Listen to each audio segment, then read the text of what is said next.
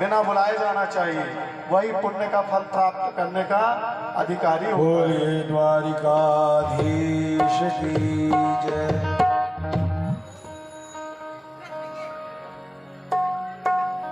कृष्णस्यासि सखा कश्चित्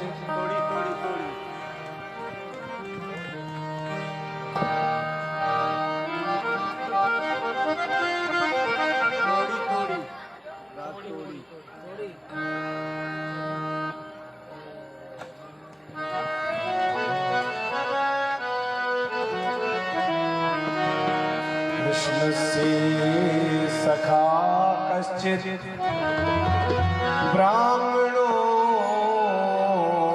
ब्रह्मवित्तमः विरक्तो इन्द्रियार्थेषु प्रशान्तात्मः जितेन्द्रियः। सज्जनों, भगवान श्री कृष्ण के एक बचपन के सखा थे। सुखदेव स्वामी ने कहा, राजन उनका परिचय हम आपको कराएं, उनका जीवन कैसा था मालूम, वो कौन थे, थोड़ा सा इनके बारे में जाने हम। कृष्ण के एक सखा थे। देखिए, अभी बहुत आपने बातें सुनी, अब कथा सुनिए। बैठ जाओ बेटा। वो कैसे थे? ब्राह्मणो ब्रह्मवित्तमः, वो ब्राह्मण थे। और ब्राह्मण कैसे? नाम के ब्राह्मण नहीं थे, हाँ कि टाइटल लगा दिया और ब्राह्मण हो गए, नहीं, कर्म के ब्राह्मण थे। जात से भी ब्राह्मण थे और कर्म से भी ब्राह्मण थे। ब्रह्म की सत्ता का बोध था उन्हें। ब्राह्मणों ब्रह्मवित्तमः, ब्रह्मस्य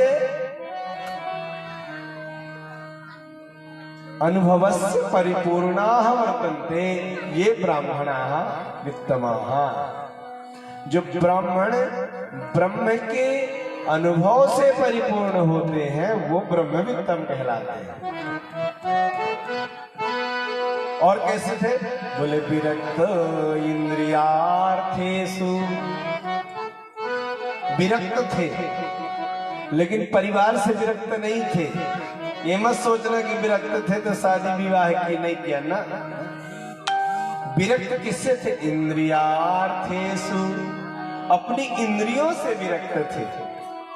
ये जो 10 प्रकार की इंद्रियां हैं ना सज्जनों, इनके हम चक्कर में बहुत पड़े रहते हैं। हाँ, तो मेरे कृष्ण के जो मित्र थे वो इंद्रियों से विरक्त थे। अब बोले कैसे थे? बोले प्रशांतात्मा जितेन्द्रियः, प्रसन्नात्मा न सोचति न कांक्षति। महाराज सुदामा जी की आत्मा सदैव प्रसन्न रहने वाली थी।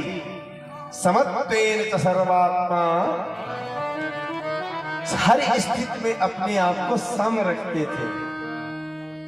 उदये सविता ताम्रे वास्तमेति च, संपत्तौ च विपत्तौ च महताम एक रूपता। जैसे उगने वाला सूर्य, जब सूर्य उदय होता है ना तो ताम्र वर्ण का होता है, और जब अस्त होता है तो भी ताम्र वर्ण का होता है। जिसे उदये सविता ताम्र एवास्तमेति च, संपत्तौ च विपत्तौ च महताम एक रूपता।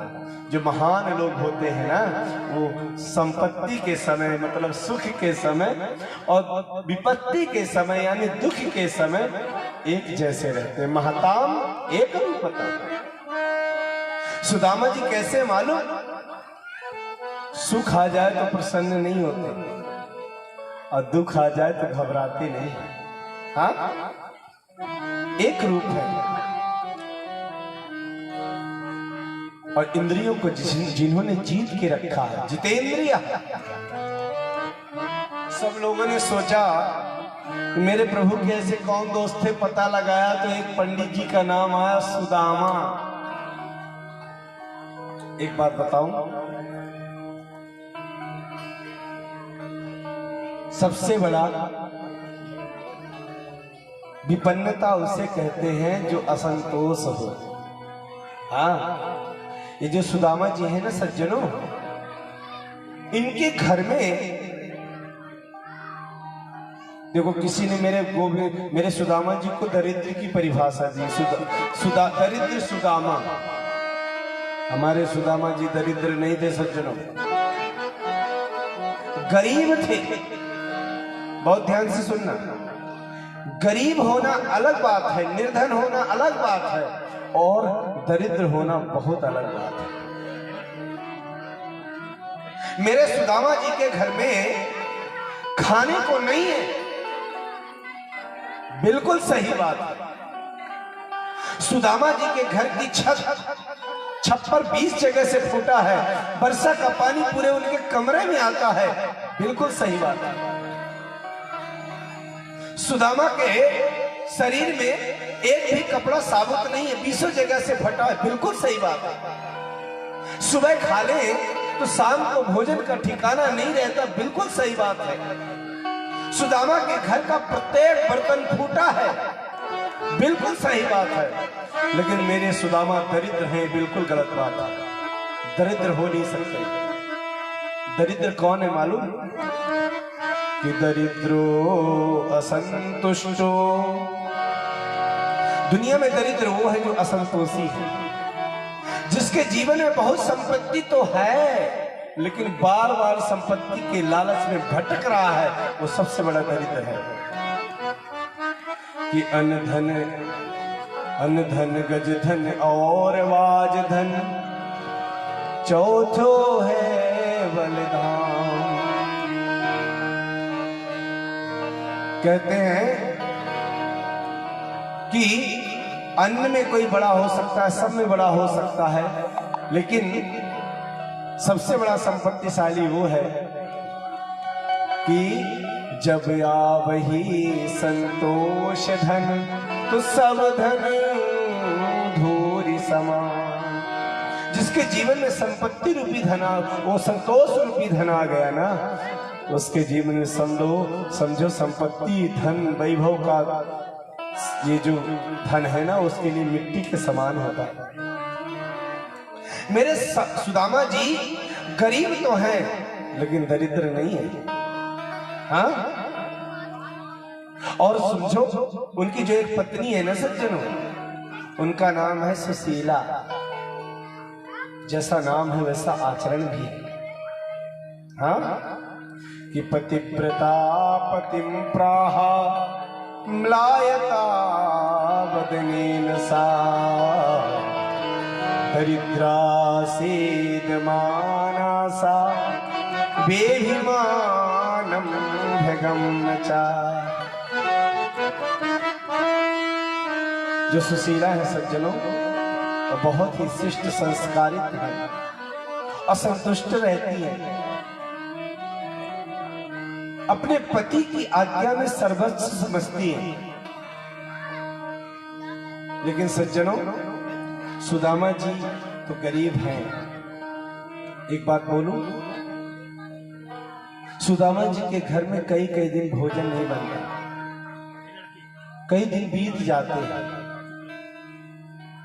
अरे किसी वैष्णवों के घर में तो एकादशी को भोजन नहीं बनता, लेकिन मेरे सुदामा ऐसे वैष्णव हैं कि जिनके घर में प्रत्येक एकादशी जैसा वातावरण बना रहता है।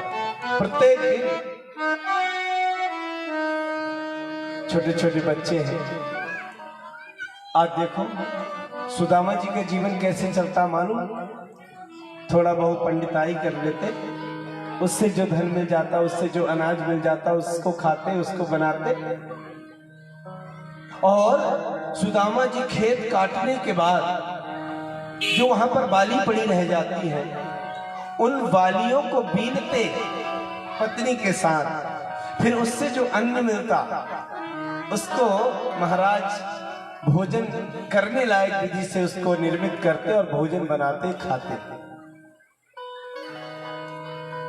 और क्या करते महाराज कि देखो 5 घर जाते भिक्षा मांगने, लेकिन एक बात बताएं, 5 घर याचना नहीं करते, 5 घर जाते हैं, लेकिन 5 घरों में खड़े रहते।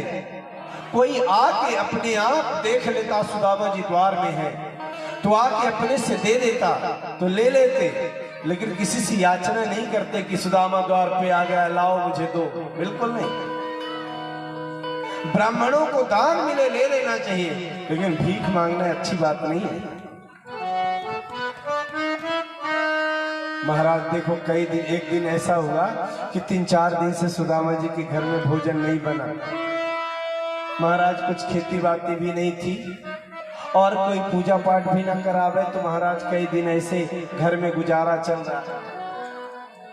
अब तो पत्नी सोचती है भगवान कितनी गरीबी हमारे घर आ गई, देखो बच्चे भी भूखे हैं। बच्चे रोते रोते आए, सुशीला के पास आए, बोले माँ हमें भूख लगी है, कुछ खाने को हो तो दो। सुशीला की आंखों में आंसू आ गया, दौड़ी दौड़ी रसोई में गई और जाके महाराज सब जगह खोजा, कुछ था नहीं। सो बच्चों कैसे माने, सो महाराज चूल्हा जलाया, बर्तन टांग दिया, बर्तन में पानी डाल दिया, प्लेट से ढक दिया कि बच्चे कुछ देर तक शांत इसलिए रहेंगे कि सोचेंगे कि हमारे घर में कुछ बन रहा है। और महाराज सुबह से शाम हो गई, बच्चों ने माँ से कहा माँ अभी तक कुछ बना नहीं क्या? माँ ने कहा बस बस पकने वाला है, बस पकने वाला है। और महाराज बच्चों ने प्लेट हटा के देखा तो वहां पर बर्तन में कुछ नहीं था, केवल पानी खोल रहा।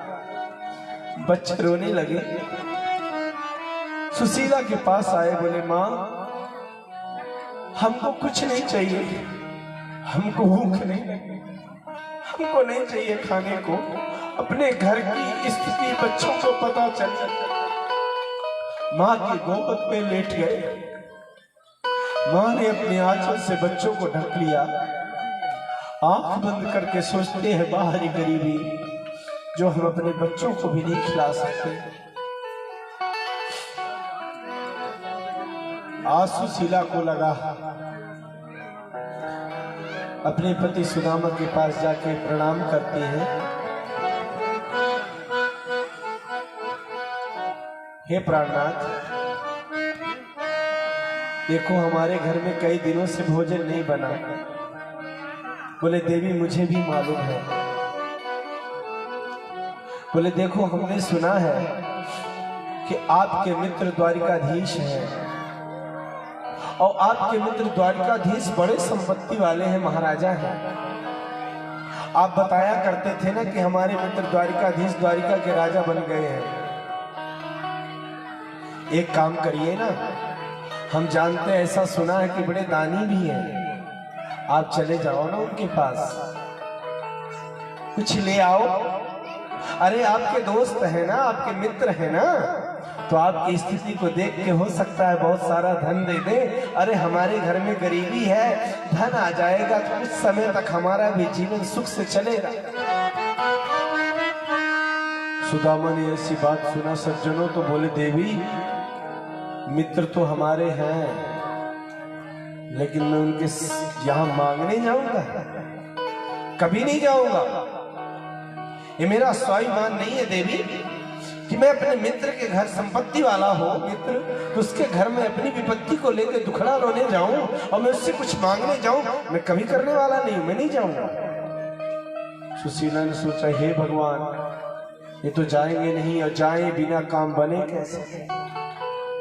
सुशीला ने कहा प्रभु आपको द्वारिकाधीश के दर्शन करने की कभी इच्छा नहीं होती? बोले देवी वो होती है ना। बोले दर्शन कैसे होते हैं? बोले आंख बंद करता हूं और दर्शन कर लेता हूं। बोले तो आप ध्यान से दर्शन करते हो ना, तो मन से किए गए पुण्य का फल केवल पत्नी को मिलता है, और तन से अगर पुण्य किया जाए तो पति अगर करे तो साथ में पत्नी को भी आदर मिलता है।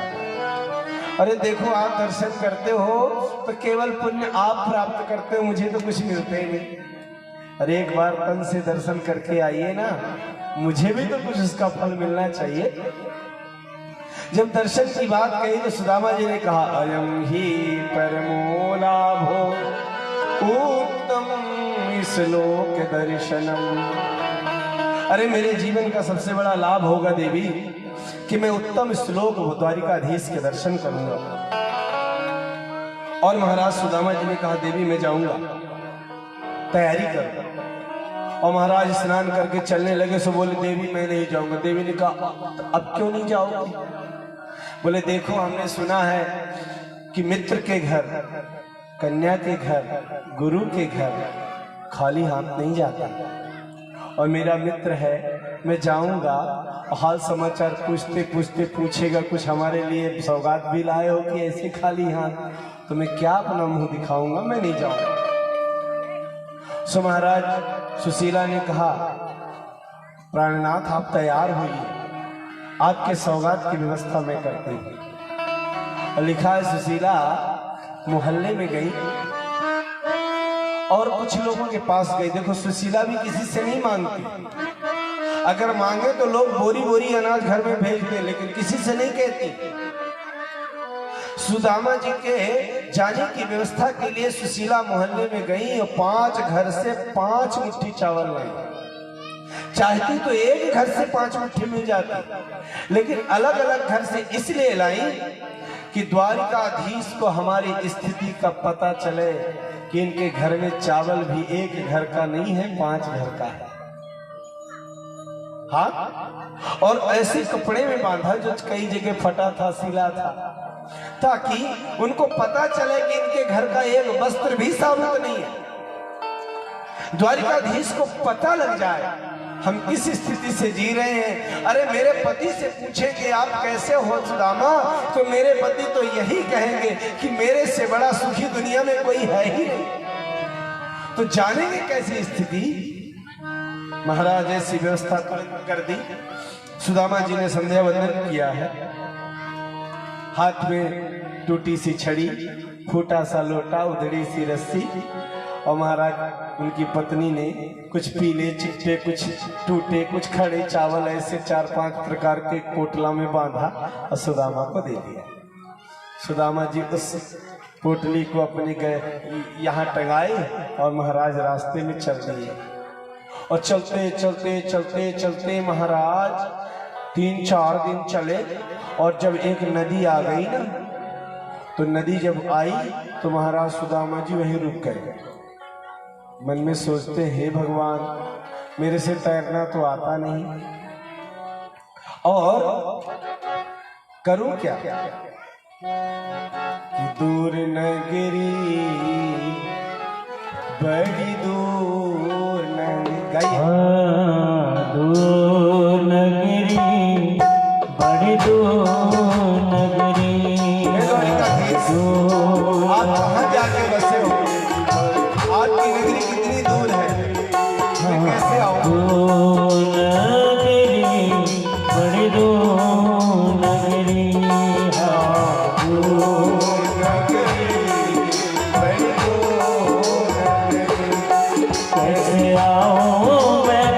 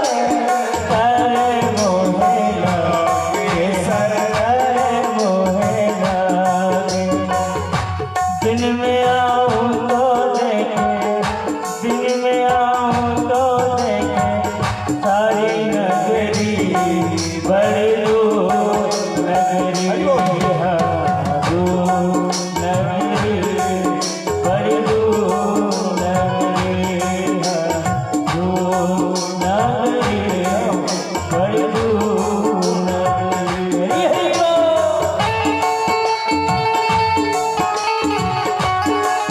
हम भी सुदामा जी के साथ चले द्वारकाधीश के पास गाड़ी की सेवा करते हुए।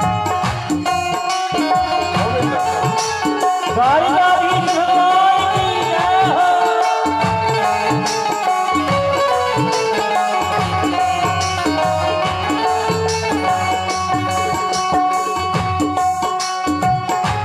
धीरे चलो तो कमर मोरी लटके, धीरे चलो तो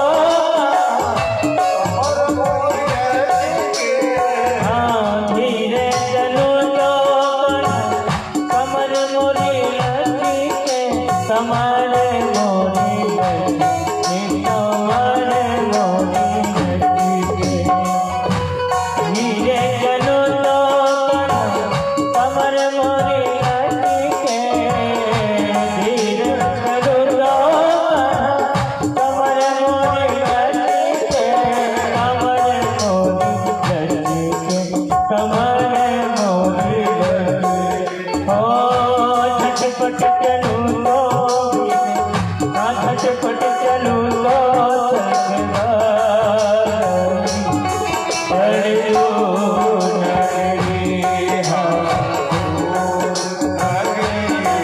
बड़ी दूर नगरी है, दूर नगरी बड़ी दूर नगरी।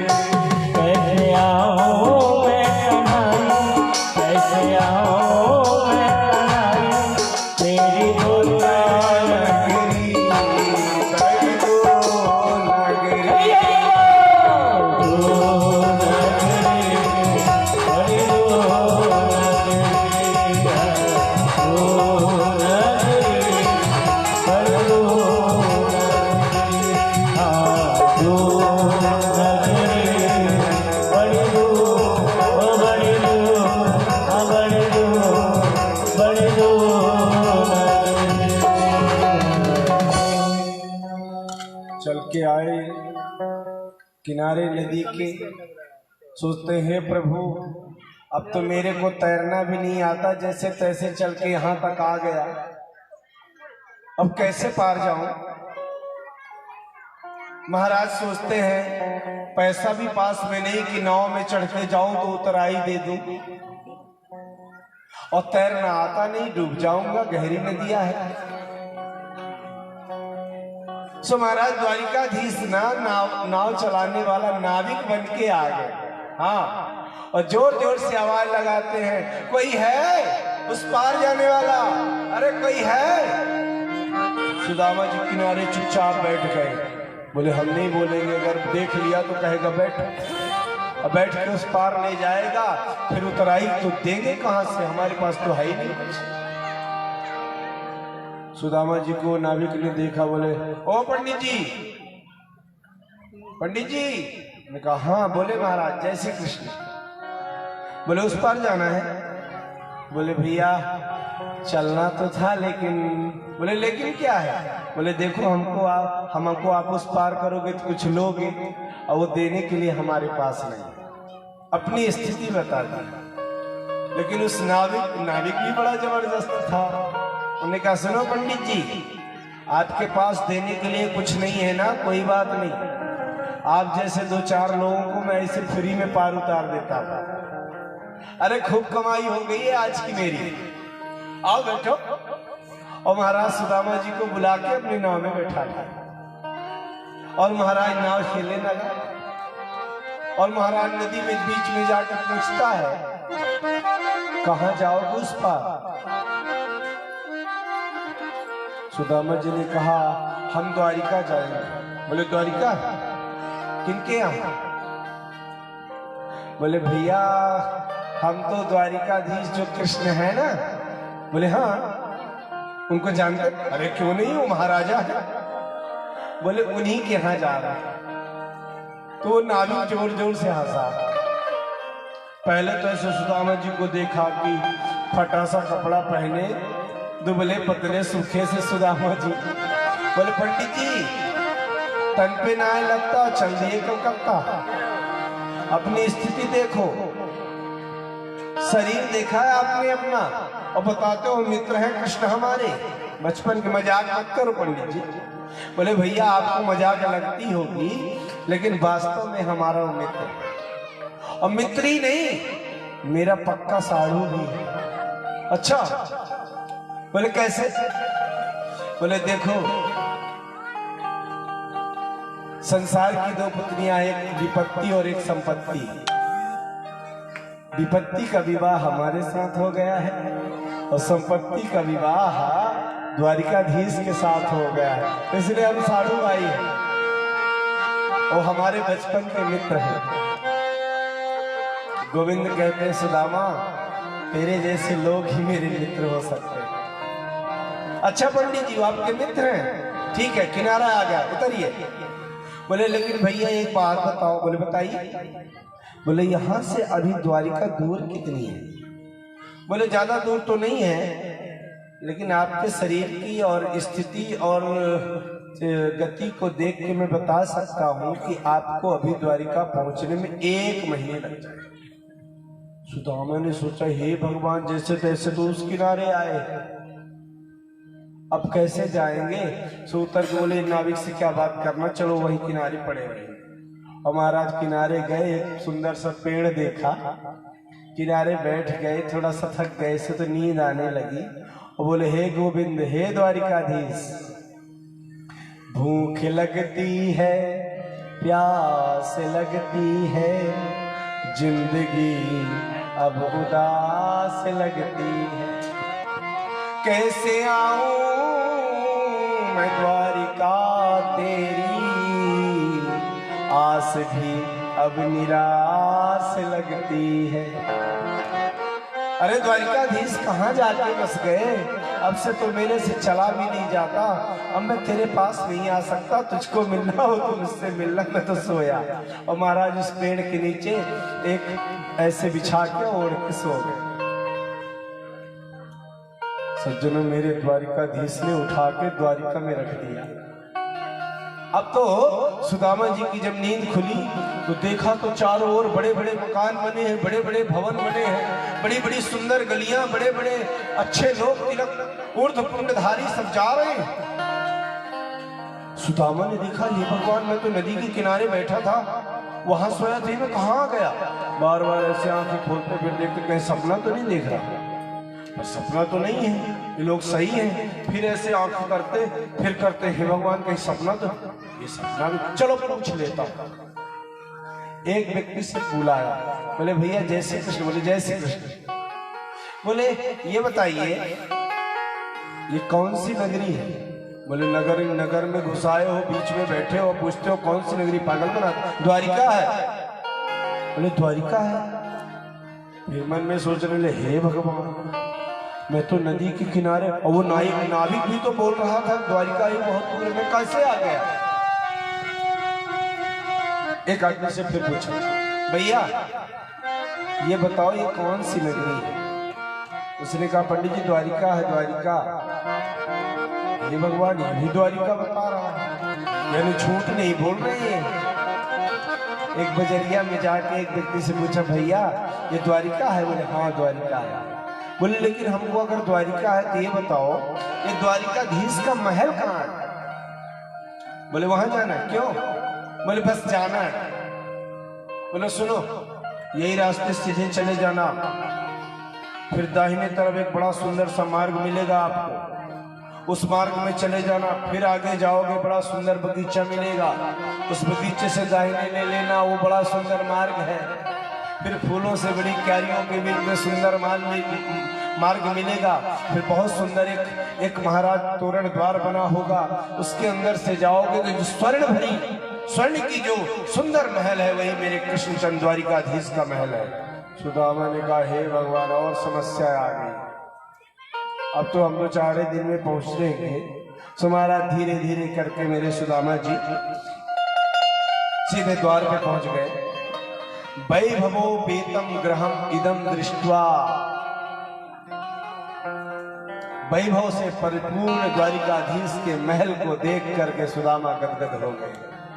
वाह द्वारिकाधीश, अच्छे मजे ले रहे हो, अच्छे आनंद से हो मित्र, आनंद आ गया।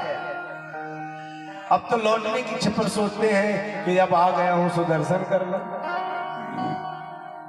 द्वारपाल खड़े थे जय और विजय, महाराज उनको देख करके सीधे प्रणाम कर लिए। सुदामा ने कहा भैया आप हमको क्यों प्रणाम करते हो, हम आपके प्रणाम करने के लायक नहीं है, देखो हमारा शरीर कैसा। जय और विजय बोलते हैं हम जब नौकरी में आए हैं तो हमारे यहाँ शर्त लिखी गई, हमने फॉर्म भरा है कि आप जैसे कोई व्यक्ति को देखेंगे तो साष्टांग दंडवत लगाएंगे, और आप जैसे लोगों को हम प्रणाम करेंगे, और आप जैसे लोगों को अंदर घुसने की सीधे इजाजत है। बोले लेकिन आपके महाराज कहाँ रहते हैं, मुझे आप दर्शन करा दो। और देखो मेरे को देख के, मेरी स्थिति को देख के यही मत सोचना कि मैं कुछ मांगने आया हूं। अरे मुझे सामने न मिलाना, कहीं खिड़की से दिखा देना, मैं दूर से देख के चला जाता। जय और विजय कहते हैं प्रभु ऐसी क्या बात है, आप यहाँ बैठिए, आप जैसे लोगों को पूछने की जरूरत नहीं, आप अंदर जा सकते हो। लेकिन अभी अभी सूचना आई है कि द्वारिकाधीश अभी भोजन प्रसाद पा रहे हैं, और हमको आप जैसे लोगों के लिए छूट मिली है, लेकिन हमारा कर्तव्य बनता है कि उनकी व्यवस्थाओं में व्यवधान ना हो। महाराजा है, मैं अभी पता लगाता हूँ, अंदर पता लगाऊंगा, अगर थोड़ा भी रिक्त समय होगा सीधे आपको प्रवेश मिलेगा। और सुंदर महाराज जगह पे रोका है, किसी ने बड़ी सुंदर बात कही है भजन के माध्यम से, चर्चित भजन है, आप लोग इसको भी थोड़ा सा गुनगुना लें। शीश पदन छगतन में भजन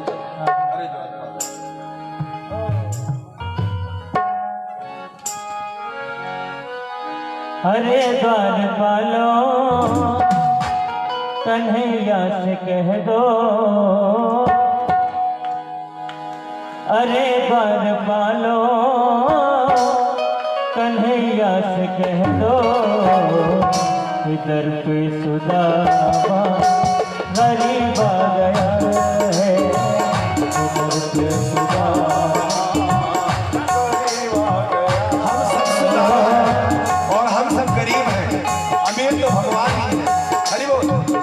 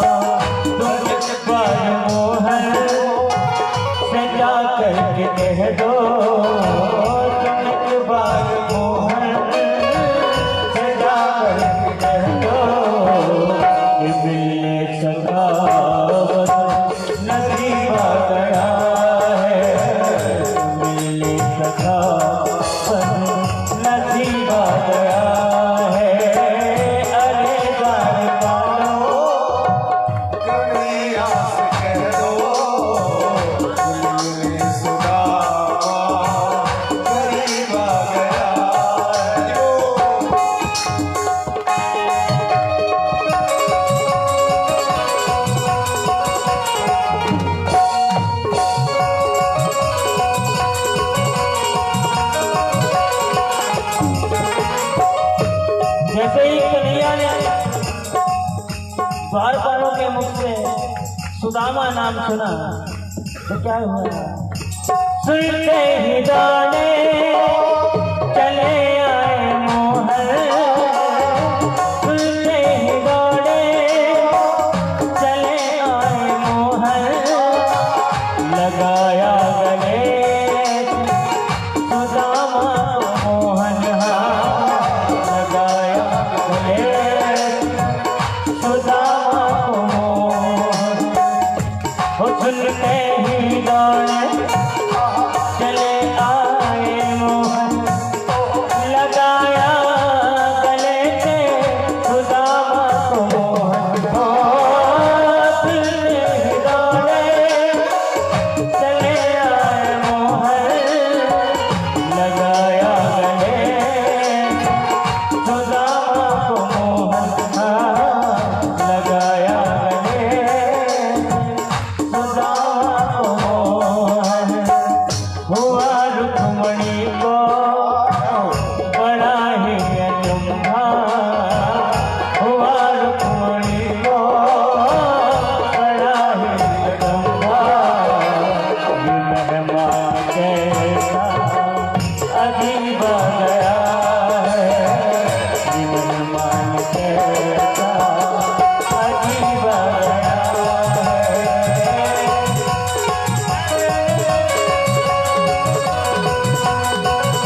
दरबारा हाथ से ताली की सेवा करते हुए जय हो।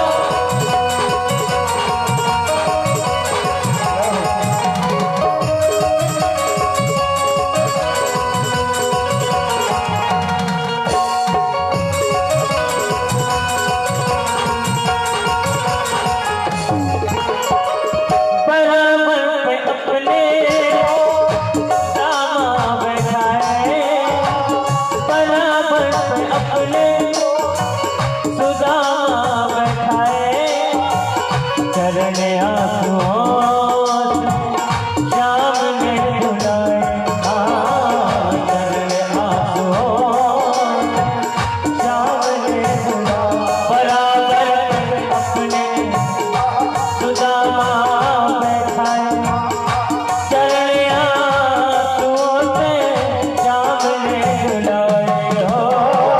बराबर पे अपने सुदामा बैठाए, चरण आंसुओं श्याम ने धुलाए, चरण आंसुओं श्याम ने धुलाए। न घबराओ प्यारे जरा तुम सुदामा, न घबराओ प्यारे जरा तुम सुदामा। खुशी का समान करीब आ गया है, खुशी का समान करीब आ गया है। अरे बरसानो कन्हैया कह दो, अरे बरसानो कन्हैया कह दो, कि दिल में सुदामा करीब आ गया है, दिल में सुदामा करीब आ गया।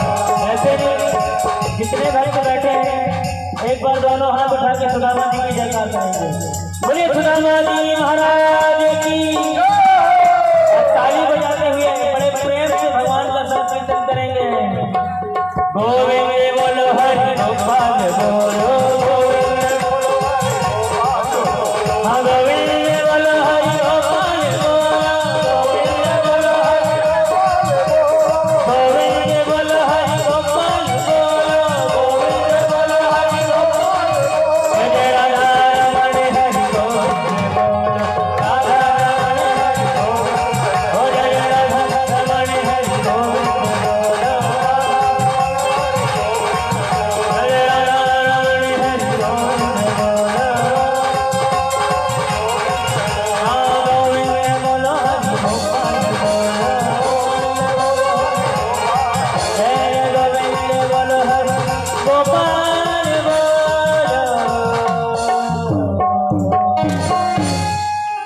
द्वार पे आ गए। महाराज जय और विजय अंदर गए। अंदर जाके मेरे प्रभु के पास अंदर एक द्वारपाल ने सूचना दी, प्रभु देखो जब अंदर गए ना तो अंदर मेरे प्रभु भोजन करके बस हाथ प्रक्षालन करने के बाद बस पहुंच ही रहे थे। सो विजय अंदर गए तो मेरे प्रभु ने कहा, कहो विजय क्या बात है? बोले प्रभु आपके नियमों में व्यवधान करने के लिए हम क्षमा चाहते हैं, लेकिन आपके हमारे इस महल के द्वार में एक ब्राह्मण आए हैं, एक पंडित जी आए हैं, और पंडित जी देखने से ऐसा मालूम होता है कोई बहुत बड़े तपस्वी हैं। उनके चेहरे में गायत्री मंत्र का तेज छलक रहा है, शरीर तो दुबला है और महाराज ऐसा लगता है कि बहुत दूर से आए हैं। उनकी उधली सी रस्सी है, टूटी सी छड़ी है, फूटा सा लोटा है, फटी सी धोती है। कृष्ण ने कहा कि नाम क्या है? तो उन्होंने बताया, अच्छा उन्होंने अपना नाम भी बताया है, सुदामा नाम है। शीश पगा जगतन प्रभु जाने को आए बस कहीं रामा। शीश पगन जगतन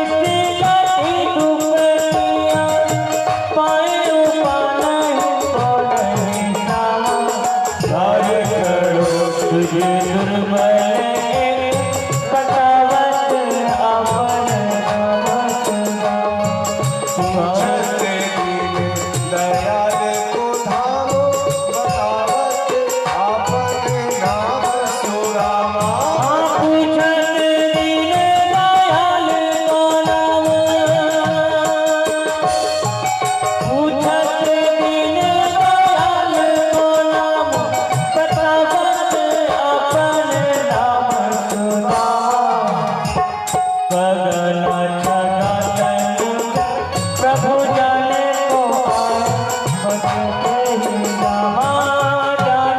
को आए बस कहीं रामा।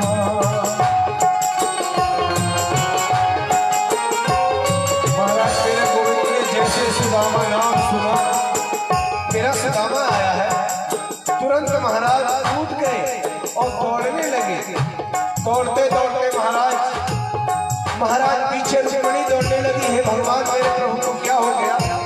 पीछे पीछे मृत्युंजय दौड़ने लगे, क्या हुआ? विजय ने कहा कोई पंडित जी आए, उनका नाम सुदामा बताया, दौड़ चले। मेरे प्रभु दौड़ते हुए जा रहे हैं, द्वारिका के सभी लोग चकित हैं, पीछे पीछे सभी पंडियां, अंग सेवक सैनिक, हे भगवान क्या हो गया? ड्योढ़ी पार करते हुए मेरे प्रभु द्वार पे खड़े हो गए।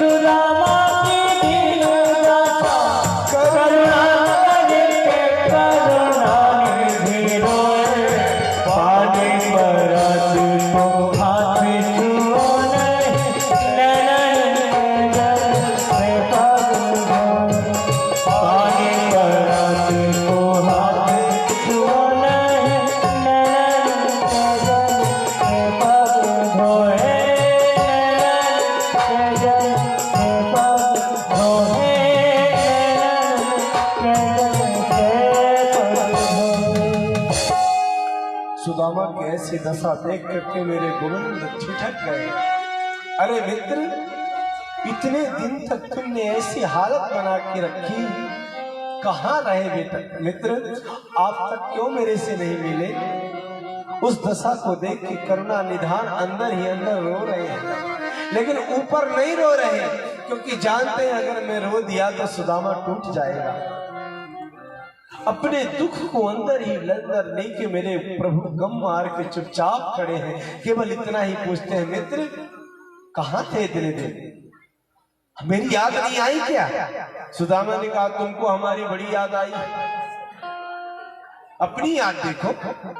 मेरे गोविंद कहते हैं, सुदामा को लेके हाथ से चले ना तो कई कांटे उनके पैरों में लगे थे, चलने में समर्थता दिखी, सो मेरे गोविंद ने ऐसे हाथों से उठा लिया। रुक्मणी तो चकित हो गई, हे प्रभु द्वारिकाधीश, ये कौन है जिनको द्वारिकाधीश अपने गोद में उठाते हैं? और महाराज ले जाकर के अपने सिंहासन में बैठा दिया। सभी पटरानियां दंग रह गई, हे भगवान इनके सिंहासन में हम हाथ लगाने से डरती हैं, वह द्वारिकाधीश ऐसे कौन है पंडित जी हैं जिनको अपने सिंहासन में बैठा दिया? और स्वयं महाराज श्री कृष्ण नीचे बैठ गए, उनके पैरों की हालत देख देख के फूट फूट के रोने लगे और अपने दांतों से उनके पैरों के कांटे निकालने लगे। रुक्मणी खड़ी है, बेट पुत्र खड़े हैं, नाती खड़े हैं, सब द्वारिकाधीश की इस स्थिति को देख के सब रो रहे हैं। हे भगवान ये कौन है? सब उनका परिचय जानना चाहते हैं। मेरे प्रभु ने इशारा दिया रुक्मणी को कि अंदर जाओ, खड़ी मत रहो, कुछ पैर धोने के लिए लाओ। रुक्मणी अंदर गई। महाराज सोने की परात, सोने के झरिया लोटा लेकर के, गंगा जल लेकर के जब तक आई तब तक मेरे गोविंद सोचते हैं सुदामा के सामने कहेगा सोना, कहेगा गंगा जल, कहेगा लोटा, अरे तो भाव का प्रधान है मेरा मित्र। और महाराज ऐसे नीचे हाथों को लगाया, मस्तक को सुदामा के चरणों में लगाया, आंखों से जो आंसू बहाए सुदामा के आंसुओं से चरणों को धो डाला। पानी परात सुआर हाथ दियो नहीं, नैन के जल से पग धोए। और महाराज पैर और धोने के बाद प्रभु कहते हैं कि चलिए भोजन प्रसाद पा लीजिए, अभी भोग बन के रखा है। सुदामा ने कहा मेरे को भूख नहीं है। बोले क्यों? बोले भैया तुम्हारे यहाँ 56 भोग खाने के लिए मेरा पेट भी तो होना चाहिए। अरे भैया ये 56 भोग में पचा नहीं सकता, क्योंकि मैं तो नमक डाल के 2 टिक्कर अजवाइन वाले बनवाता हूँ और पाता हूँ। हमें 56 भोग नहीं पाएंगे, हमारी आदत नहीं है, तबीयत खराब हो जाएगी। मेरे गोविंद ने कहा सुनो, जो हमारा भोग लगा के पाता है उसको ये नुकसान नहीं करता। मेरे को समर्पित करके जो दुनिया के वस्तुओं को ग्रहण करते हैं उनको वस्तुओं के द्वारा जो दोष होते हैं वो नहीं प्राप्त होते। इसलिए भगवान भोजन बनाओ तो भगवान को भोग लगा के पाओ, और भोजन भी वही बनाओ जो भोग लगाने लायक हो। रसोई तो पवित्र होनी ही चाहिए। दो चीज घर में बहुत पवित्र होनी चाहिए, एक तो पूजा घर और दूसरी रसोई। और सज्जनों, हम आजकल पूजा घर में थोड़ा बहुत तो रसोई पवित्र नहीं है, हर एक के घर में रसोई अपवित्र होती जा रही है। इसलिए रसोई पवित्र होकर बनाओ, मन पवित्र करके बनाओ, और पवित्र रसोई रखना चाहिए। क्योंकि हम जिस भाव से अन्न बनाते हैं ना, वो भाव, उस भाव के कारण वही भाव उस अन्न में विद्यमान हो जाते हैं, और वो अन्न जो खाता है वैसे ही चिंतन, वैसा ही भाव वाला हो जाता है। इसलिए जब भी भोजन बनाओ तो भगवान की याद करो, अच्छी वस्तुएं याद करके भोजन बनाना चाहिए। मेरे सुदामा जी ने प्रसाद कृष्ण के साथ पाया है। सज्जनों, सभी बैठ गई पटरानियां। मेरे कृष्ण ने कहा भैया क्या हाल समाचार है? अरे हमने सुना है कि किमनेन कृतम पुण्यम कि अपि ब्रह्मन् गुरुकुलात् भवता लब्ध दक्षिणात् समावृत्तेन धर्मज्ञ भार्योडा सदृशी नवा। अरे जब हम गुरुकुल में पढ़ते थे मित्र, तो हम तुमसे जब बात किया करते थे तो बात बात में वैराग्य की बातें किया करते थे। ये बताओ कि भारियो डा सदसी नवा, आपने विवाह किया और किया क्या भारिया आपके सदृश ही हैं? बोले हमारी मत पूछो, अपनी बताओ। बोले हमारी मत पूछो। बोले क्यों? बोले एक हो तो बताएं, यहाँ तो लंबी कतार है। बोले अच्छा। रुक्मणी को इशारा किया, प्रणाम करो। रुक्मणी दौड़ी दौड़ी आई और सुदामा के चरणों में गिर गई और सुदामा से कहते महाराज मैं आपको प्रणाम करती हूँ, द्वारिकाधीश की पहली पटरानी। सुदामा ने कहा देवी चिर सौभाग्यवती रहो। महाराज जामवती आई, महाराज मैं आपके चरणों में प्रणाम करती हूँ, कृष्ण की दूसरे नंबर की पटरानी, देवी चिर सौभाग्यवती रहो। महाराज मैं मित्रवंदा, कृष्ण की तीसरी पटरानी, देवी चिर सौभाग्यवती रहो। ऐसे महाराज प्रणाम करते करते 500 प्रणाम कर गए। सुदामा जी सोचते हैं हे भगवान, पहले तो देवी चिर सौभाग्यवती रहो, देवी चिर सौभाग्यवती रहो, फिर रहो, फिर भाव। जब हाथ थक गए तो ऐसे पकड़ पकड़ के कर रहे हैं। हाँ, कृष्ण को बोला सुनो। बोले क्या बात है? बोले कान में बोलूंगा, यहाँ नहीं बोलूंगा। कान लगाया तो बोले ये बताओ अभी और कितनी है? बोले महाराज ये 500 हुई है, अभी बहुत बाकी 16,108 कुल टोटल है। बोले अच्छा भेजो। फिर प्रणाम करने लगे, अब तो हाथ उठवा ही ना करे। बोले सुनो इधर आओ, ये पड़ोस की है क्या? किसकी है? कृष्ण ने कहा अड़ोस पड़ोस की नहीं, सब अपनी पर्सनल है। बोले बाप रे भैया अच्छा किया तुमने, रात दुगनी जियो, हमारा आशीर्वाद है। लेकिन एक बात और कहना चाहता हूँ। कृष्ण ने कहा बताइए। बोले ये बताओ ये ऐसे में तो मैं, मेरा हाथ उठेगा नहीं, मैं यहीं बेहोश हो जाऊंगा। एक काम करो ना भैया, इनके मालिक आप हो ना? बोले हाँ। बोले आप ही प्रणाम कर लो ना, तो आपको आशीर्वाद दे दो तो सबको हो जाएगा। मेरे द्वारिकाधीश उठे, चरणों में गिर गए और कहते विप्र प्रसादात् धरेणी धरो हम, विप्र प्रसादात् कमलावरोहम्, विप्र प्रसादात् अजिताजितो हम, विप्र प्रसादात् मम नाम राम। वाल्मीकि कहते हैं राम वाल्मीकि में कि मैं ब्राह्मणों के आशीर्वाद से ही हूँ। मंत्राधीनम जगत सर्वम, दैवाधीनम जगत सर्वम, मंत्राधीनम च देवता, और ते मंत्र ब्राह्मणाधीना तस्मात् ब्राह्मण दे। हाँ, ब्राह्मण तो क्या अधीन तो सब कुछ है। मेरे प्रभु ने चरणों में गिर के प्रणाम किया है। सुदामा ने आशीर्वाद दिया, श्रीवर्चस्मारो विधाक्षोभमानम महीयते, धान्यम धनम पशुम बहुपुत्र लाभम, 700 वर्षरम दीर्घमायो।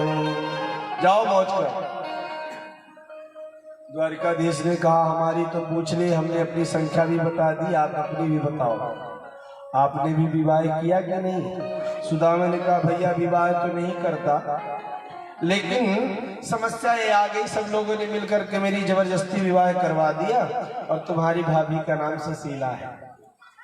और जैसे सुशीला नाम बताया सो कृष्ण ने तुरंत हाथ फैला दिया, तो भाभी ने हमारे लिए क्या भेजा? अब सुदामा सोचते हे भगवान, इतने बड़े बड़े घर की इनकी पटरानियां हैं, इनके सामने क्या बताऊं कि मित्र की हालत इतनी कमजोर है, उन्होंने चावल भेजा तुम्हारे लिए। सो महाराज जो रखे उसको दबा। बोले भैया ऐसा सुनो, हम जब पढ़ते थे ना गुरुकुल में, तो देखो गुरुजी मेरे को कितना मानते तुमको, तुम बहुत उधम करते थे। कृष्ण ने कहा वो सब ठीक है, लेकिन पहले बताओ भाभी ने हमारे लिए क्या भेजा? अब सुदामा इधर उधर करना चाहते हैं। बोले देखो एक बार हम जंगल गए थे, याद है? बोले वो सब याद है, इसी कारण से पूरा प्रोग्राम फिट हुआ है। ये बताओ हम भाभी ने हमारे लिए क्या भेजा?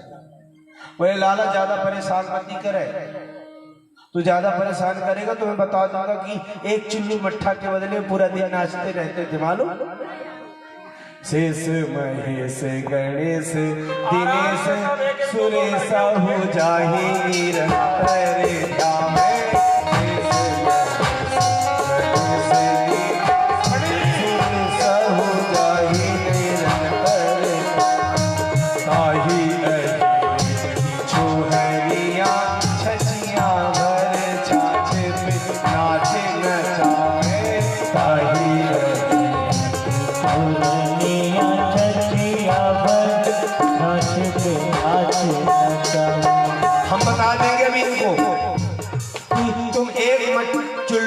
कथा के बदले में, छाछ के बदले में पूरा दिन नाचते थे समझे। कृष्ण ने कहा बता दो, लेकिन पहले ये बताओ भाभी ने हमारे लिए क्या भेजा है।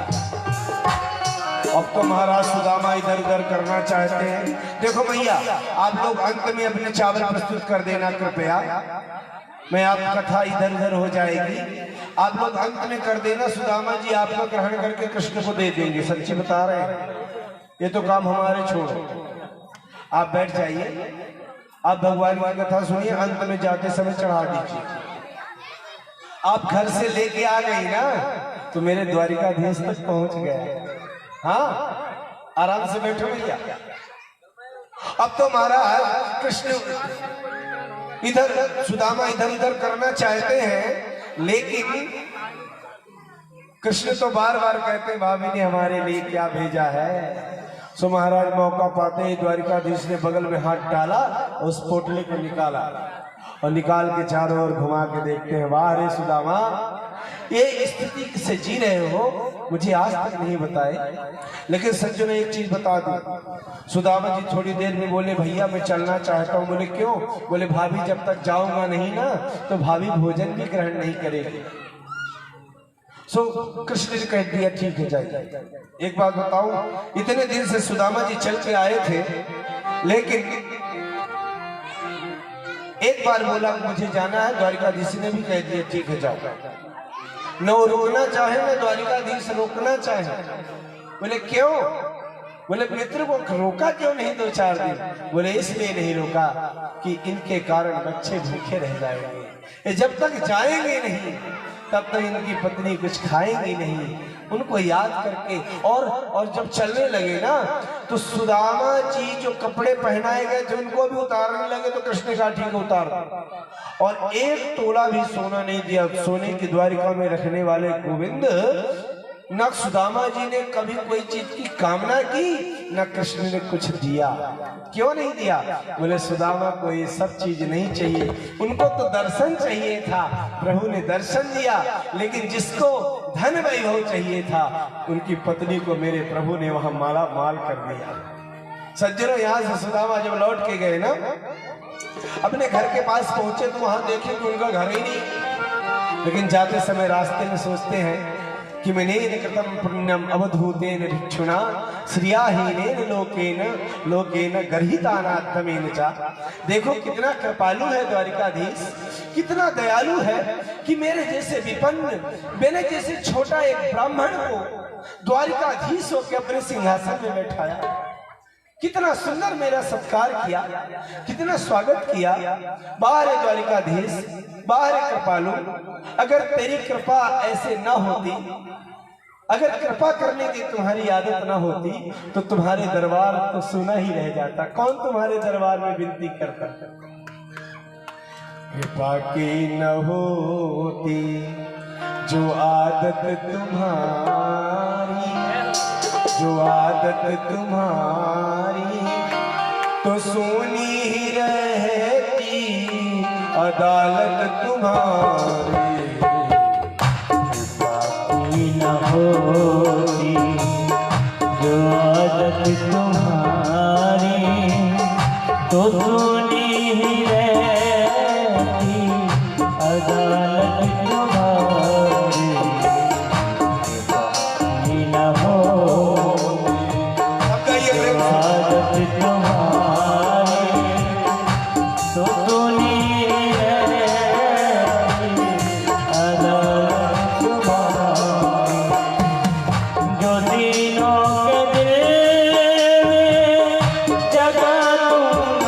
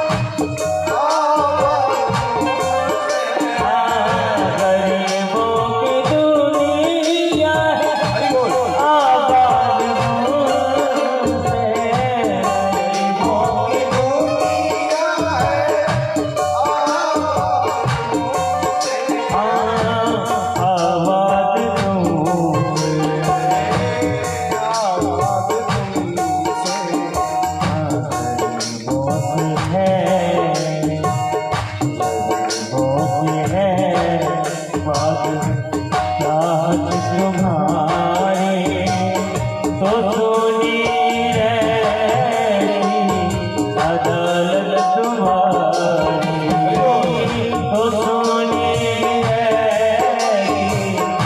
अदालत तुम्हारी। बाकी न होगी जो आदत तुम्हारी तो सुनी रहेगी अदालत तुम्हारी तो सुनी बड़े भाव से आपके ताली की सेवा करते हुए जय हो।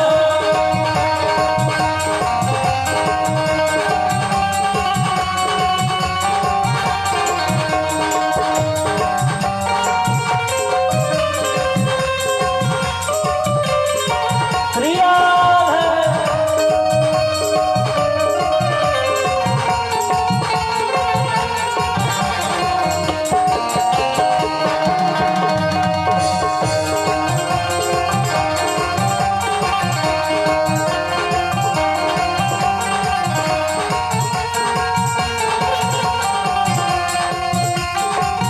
एक बार प्रेम से दोनों हाथ उठा के बोलिए जय जय श्री राधे जय जय श्री राधे जय जय श्री राधे। द्वारिकाधीश की कृपा को गुणगान करते हुए सुदामा जी अपने यहाँ आ गए। और जब आए महाराज तो वहां अपने भवन को न देख के चकित हो गए। सुदामा मंदिर देखी डरे, यहाँ तो हटी मेरी छोटी सी झुपड़िया, कंचन महल खड़ी। देखो यहाँ तो मेरी छोटी सी झोपड़ी थी, महल कहाँ से आ गया? एक बात बताओ, सुदामा जी सोचने लगे कि देखो मेरा महल तो हो नहीं सकता, अब मैं दूसरे गांव आया हूं ये भी नहीं है, क्योंकि मैं जानता हूं अपनी घर गांव की गलियों को। हो सकता है ये बात हो कि किसी कोई सेठ साहूकार को मेरे घर की जमीन अच्छी लगी हो तो मेरा झोपड़ी हटवा के अपना महल बनवा लिया हो और मेरी झोपड़ी कहीं फेंकवा दिया हो। और मेरी देवी कहाँ गई बच्चे पूछूं तो सही। वहां द्वारपाल खड़े थे, बोले भैया ये हमारी झोपड़ी यहाँ थी, कहाँ गई?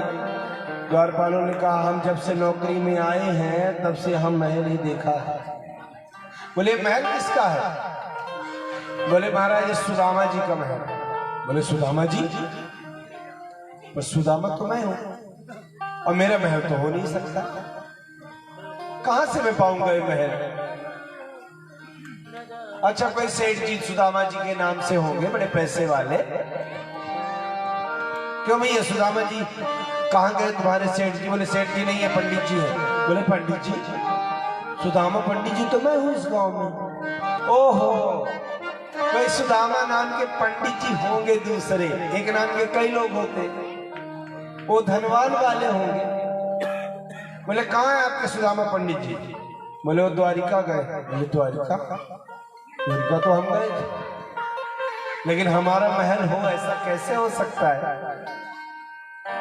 वो अच्छा ये हो सकता है तो धनवान वाले पंडित जी के द्वारिका में कोई व्यापार चलता हो, कोई साधन से जाते हो, शाम को लौट आते हो, भैया शाम को आ जाएंगे। बोले नहीं 6 महीने हो गए। बोले 6 महीने से तो अपने ही बाहर है, लेकिन हमारा महल कैसे हो सकता है? बोले आपने देखा है? नहीं, नौकरी में बाद में आए हो, गए पहले। अच्छा हमारा महल तो होगा नहीं, जाने दो, देखता हूं खोजता हूं। और महाराज वहां से चलने लगे। सो महाराज सोचते हैं कि अगर मेरा महल होगा, यदि मेरा है कुछ ऐसी बात, तो मेरी पत्नी दुबली पत्नी सुशीला अंदर होगी। बोले क्यों भैया अंदर उनकी पत्नी है? बोले हाँ है। बोले थोड़ा मिला दो उनसे, मैं पूछूं तो। सो महाराज अंदर गए और द्वार पर बुलाने लगे। मालूम है सुदामा जी जब गए थे तो सुशीला ऐसे दुबली पत्नी थी, लेकिन जब संपत्ति आ गई, खूब धन दौलत आ गए, तो सुशीला ऐसी हो गई है। हाँ, क्योंकि जब ये आता है ना ये, तो ये भी साथ में आता है। और जिसके ए आए और ये ना आए तो सोचो भगवान की बहुत बड़ी कृपा है। अंदर द्वारपाल ने बताया आज सुदामा नाम के कोई पंडित जी आए आपको याद कर रहे हैं। देवी सुशीला तो गदगद हो गई, आ गए प्राणनाथ। तुरंत आरती सजाया है सज्जनों। दौड़ी सुदामा का पूजन करने निकल के आ रही तो 4 सखियां साथ में। दूर से सुदामा जी ने देखा ये मेरी पत्नी नहीं, सुझाने लगी। पीछे से दौड़ के बोली प्राणनाथ, रुके ही नहीं रहे। तो पीछे से आवाज आई सुदामा। मुड़ के देखा कि द्वारिकाधीश की आवाज आ रही है। पीछे मुड़ के देखा तो महाराज द्वारिकाधीश खड़े हैं, चरणों में गिर गए। बोले कन्हैया तुम्हारी ये लीला है मुझे मालूम है। बोले भैया अब आपको प्रणाम करता, खूब आपने कृपा करी। मेरे ऊपर तो जैसी तैसी कृपा है, तो इनको अच्छा माला माल कर दिया और ये रहे, इन्हीं के सुख की इच्छा है मेरे को। महाराज सुदामा जी वहां पर भगवान को प्रणाम करते हैं। बोले श्री द्वारिकाधीश जी। सज्जनों आगे मेरे प्रभु ने अर्जुन का विवाह अपनी बहन सुभद्रा से करवाया। राजसूय यज्ञ हुआ है महाराज सूर्य क्षेत्र में, कुरुक्षेत्र में सूर्य ग्रहण के मेला में प्रभु अपने वसुदेव के साथ जाके वहां पर सुंदर यज्ञ करते हैं। और उस यज्ञ में वहां पर महाराज सबको बुलाया। अब देखो भगवान को आए हुए वृंदावन से आज से 100 वर्ष हो गए। कितने साल हो गए?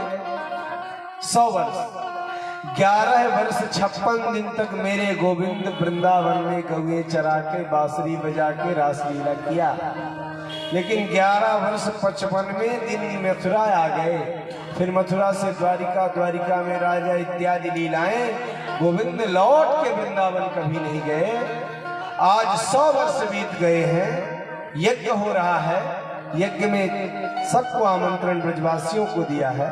लिखा है उसमें यशोदा भी आई, राधा भी आई, सब लोग यज्ञ में पधारे हैं। मेरे प्रभु द्वारिकाधीश वहां राजा हैं। सभी बड़े बड़े तंबू बनवाए, सबको सब जगह यथा स्थान दिलवाया।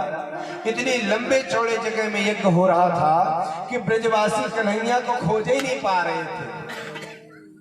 यहाँ वहां भटके के द्वारिकाधीश का हमारा कनुआ, कहा हमारा कनुआ। अच्छा कनुआ नाम का कोई व्यक्ति कोई किसी को जानता भी नहीं था वहां यज्ञ में, क्योंकि ब्रजवासी जानते थे कन्हैया कनुआ। बाहर तो द्वारिकाधीश की ख्याति है। आजकल नाम भी बड़ा लंबा चौड़ा है। राजा धीराज श्री कृष्णचंद्र जी महाराज के नाम से विख्यात है। अब कनुआ कन्हैया कौन जाने। अब बूढ़ी सी मैया याद आई कि मेरा कन्या भी यहीं पर आया है। सो महाराज सभी तंबुअन में जा रहे। यशोदा मैया अरे कनुआ है कहीं, कनुआ है कहीं। मेरे द्वारिकाधीश के कानों में आवाज पड़ी। दौड़ के आए, अपनी माँ यशोदा के चरणों में गिर गए। यशोदा माँ को गले से लगाया है। यहाँ पर यशोदा कृष्ण मिलन हुआ सज्जनों। रुक्मणी इत्यादि रानियां कहती हैं हम राधे रानी से मिलना चाहते हैं। राधे रानी के पास जाने के लिए गोविंद ने कहा कि आप जाओगे तो मिलेंगे नहीं, लेकिन अगर आप उनसे मिलना चाहती हो तो एक गिलास में दूध लेके जाना। जिस दिन से मैं छोड़ के आया हूँ राधा ने मैं दूध पीना बंद कर दिया। कम से कम आप बताएंगे कि मैं भी आया हूँ तो राधे दूध पिएंगी। लिखा है रुक्मणी गर्म दूध लेके गई और जब राधा रानी जहाँ रुकी हैं उसके बाहर कुछ गोपियां खड़ी हैं। गोपियां इतनी सुंदर है सज्जनों कि देख के रुक्मणी इत्यादि पटरानी उनके चरणों में गिर गई। उन्होंने कहा आप हमारे चरण को पकड़ रही हैं। तो बोले आप किशोरी जी हो। बोले हम किशोरी जी नहीं है, हम किशोरी जी नहीं, किशोरी जी अंदर है। और महाराज अंदर गई, अंदर सुंदर गोपियों को देखा, उनके चरणों में किशोरी जी समझ के पड़ गई। बोले हम भी नहीं है किशोरी जी। बोलते हैं भगवान उनकी दासियां गोपियां इतनी सुंदर हैं, किशोरी कैसी होंगी। अंदर जाके देखा बिखरे वाल आंखों में भरे आंसू। महाराज किशोरी जी बैठी है चरणों में। सभी पटरानियां प्रणाम की। राधा ने बहुत सुंदर आशीर्वाद दिया है। बड़ा देर तक सत्संग चला। गिलास का दूध दिया। राधे ने कहा मैंने दूध पीना छोड़ दिया है। रुक्मणी ने कहा आपको द्वारिकाधीश ही ने भेजा है दूध पीने के लिए। तब तो महाराज लिया गिलास का दूध और एक सांस में राधा पी गई। रुक्मणी इत्यादि लौट के आई, प्रभु के चरण सेवा करने लगी तो चरणों में बड़े बड़े छाले। हे भगवान, आप कहाँ गए? नंगे पांव कहाँ घूम रहे थे? कृष्ण ने कहा, हम नहीं गए। बोले छाले कैसे पड़े? बोले आप लोगों ने किया। बोले हमने छाले कर दिए, क्या किया? बोले जो गरम गरम दूध राधे को पिलाए हो ना, राधे के हृदय में मेरे चरणार बिंद रहते हैं। राधे गरम दूध पी तो हृदय में मेरे चरणार बिंदु में छाले पड़ गए। रुक्मणी इत्यादि इस लीला को देख के धन्य हो रही है, राधे रानी की दासी बन गई, उनके चिंतन करने लगी। लिखा यज्ञ समापन हुआ सज्जनों, लौट के आए मेरे गोविंद। द्वारिका में आके गोविंद के कई दास दासी, कई पुत्र पुत्रियां, लिखा है 10-10 बेटे और एक बेटी कृष्ण की एक पटरानी के हुए। आपको बता दें कि 16,108 कृष्ण की पटरानियां हैं और 16,108 में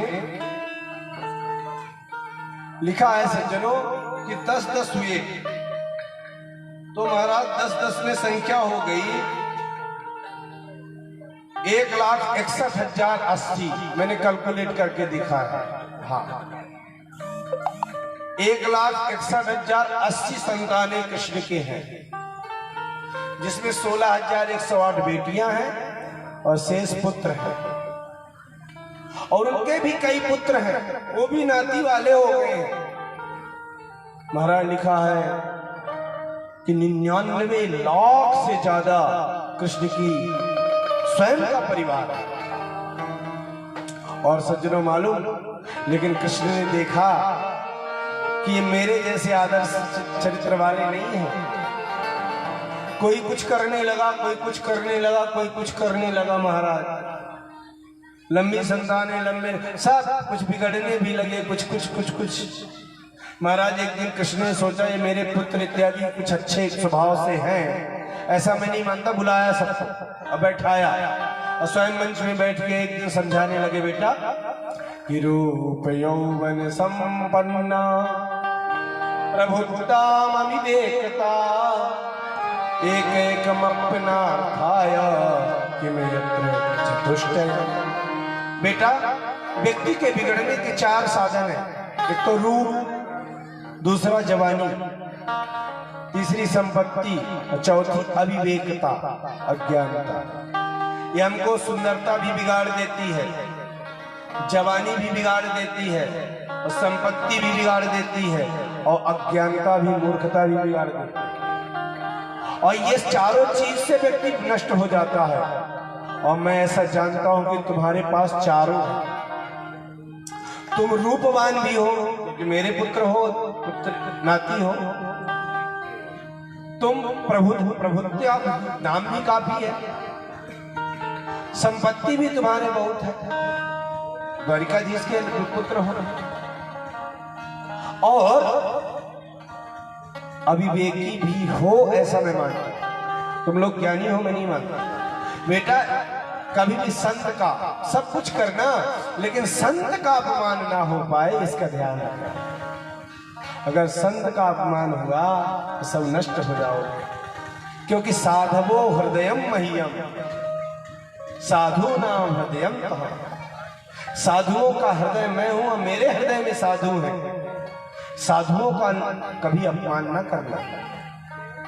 लिखा है कि पुत्रों ने मजाक समझा पिताजी की बात को, और महाराज सोचते हैं देखो ये रोज धर्म की बात हमको समझाते रहते हैं द्वारिकाधीश, बड़े धर्मात्मा, इनकी बातों में विश्वास क्या करें। सो महाराज एक दिन सोचे कि चलो संतों में अब का अपमान करने से होता क्या है देखते हैं, परीक्षा लेना चाहते हैं। सो महाराज एक जगह सभी ऋषिगण बैठे थे। विश्वामित्रो असितः कर्णो दुर्वासा भृगुरंगिरा कश्यपो वामदेवो अत्रि वसिष्ठो नारदालय। ये सब संत विश्वामित्र, असित, कर्ण, दुर्वासा, भृगु, अंगिरा, कश्यप, वामदेव इत्यादि सब बैठे थे। तो कृष्ण के पुत्रों ने शाम को साम्ब थोड़ा देखने में बहुत सुंदर थे। तो साम्ब को क्या किया कि धोती पहना दी साड़ी, और उनके पेट में महाराज एक टोकनी बांधी, कड़ाही बांधी, और उसको ले जाके संतों के सामने खड़ा कर दिया। कहते हैं संतों के सामने जाके बोला प्रणाम करो संतों को। संतों को उसने प्रणाम किया महिला बनकर। तो संतों ने कहा ये कौन है? तो कृष्ण के पुत्रों ने व्यंग से कहा पृष्ठुम विलज्जति साक्षात प्रभुता मोक्ष दर्शना प्रसोस्यन्ति पुत्र कामा किंचित सज्जन इस्सति। कहते हैं अरे महाराज ये बड़ी शर्मीली औरत आई है, क्योंकि ये थोड़ा सा गर्भवती है ना, तो आपके पास, आप जानकार ऋषि हो ना, तो आपके पास कुछ जानना चाहती है कि इसके बेटा होगा कि बेटी होगी।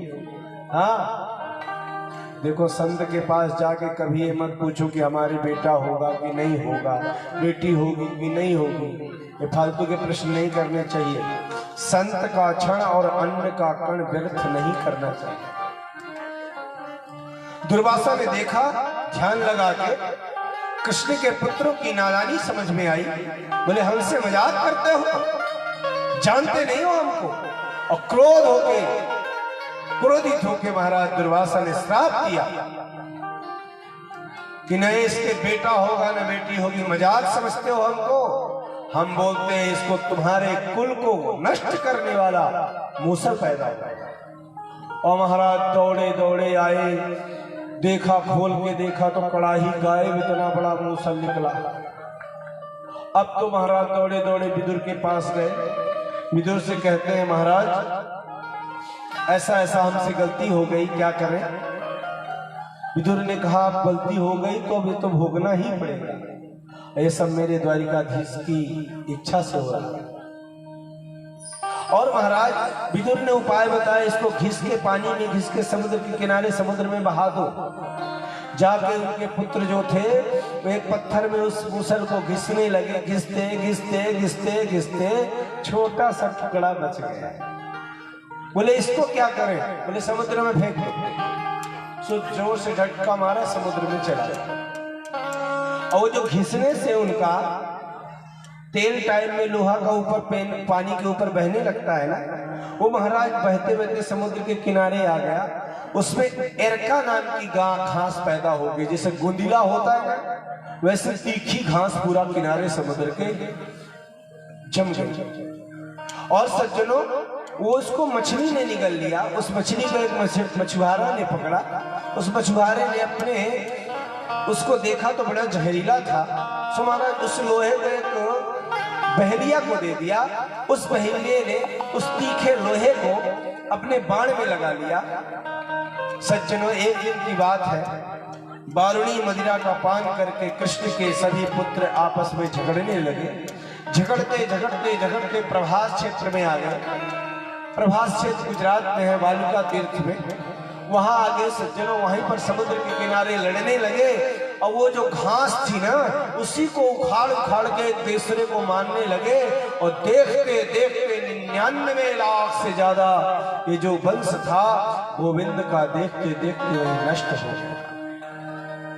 कृष्ण बैठ के आंसू बहा रहे हैं, लेकिन सोचते हैं कि ऐसा होना ही चाहिए था, क्योंकि मेरा पुत्र एक भी बच जाता तो दुनिया में बड़ा तबाही मचा देता। और लोग यही कहते हैं कृष्ण के वंशज कुछ छोड़ना नहीं चाहते मेरे प्रभु। और वो सब समाप्त हो गए। उनमें से कुछ सात्विकी, उद्धव और कृष्ण इत्यादि बचे। लिखा है सज्जनों, एक दिन की बात है, मेरे प्रभु विषाद में एक दिन पेड़ का सहारा लेके बैठे थे, कुछ सोच रहे थे। वहीं से एक बहेलिया मेरे प्रभु के तलवों को देखा। लाल लाल तलवों को देख के सोचता है कोई जीव बैठा है, कोई जानवर बैठा है। और उसने उस बाण में लगा के उसी तीर को संधान करके मारा। मेरे गोविंद के चरणों में वो तीर लग गया। वही मेरे गोविंद के अंत का एक कारण बना। दौड़ के गया, मैंने द्वारिकाधीश के चरणों में मार दिया, चरणों में गिर गया। मेरे से गलती हो गई प्रभु, मैं क्या करूं? कृष्ण ने कहा तुमसे कोई गलती नहीं हुई, ये हमारी इच्छा से हुआ। अर्जुन को बुलाओ। उद्धव को बुलाओ, सात्विकी को बुलाओ। दौड़ के तीनों को बुलाया गया। अर्जुन गिर गए चरणों में। गोविंद ये क्या हो गया? बोले अब सुनो, अब मेरे जाने का समय है। तब तक बलराम को पता चला। बलराम सीधे से स्नान मन के समुद्र में पधार गए। बोलिए श्री बलराम भगवान की जय हो। मेरे कृष्ण ने कहा मेरा अब अग्नि संस्कार होना चाहिए। और महाराज अर्जुन, उद्धव, सात्विकी ने तीनों ने मेरे प्रभु का अग्नि संस्कार की व्यवस्था की है। सज्जनों, मेरे प्रभु का अग्नि संस्कार हुआ। लिखा है मेरे गोविंद ने कहा मुड़ के नहीं देखना। लेकिन महाराज और अर्जुन ने कौतूहल बस मुड़ के देखा तो मेरे गोविंद ने कहा आ जाओ, निकालो मेरे को। और निकाला सो महाराज आधा जले मेरे प्रभु निकले। बोले इसको लकड़ी में बंद के समुद्र में प्रवाहित कर दो। और उस मेरे प्रभु के इस भाग को लेकर के लकड़ी में बंद करके अर्जुन और उद्धव और सात्विकी ने प्रवाहित किया है सज्जनों। और रो रहे हैं कि द्वारिकाधीश हमको छोड़ के चले गए। महाराज उस जगह से 3 ज्योति निकली।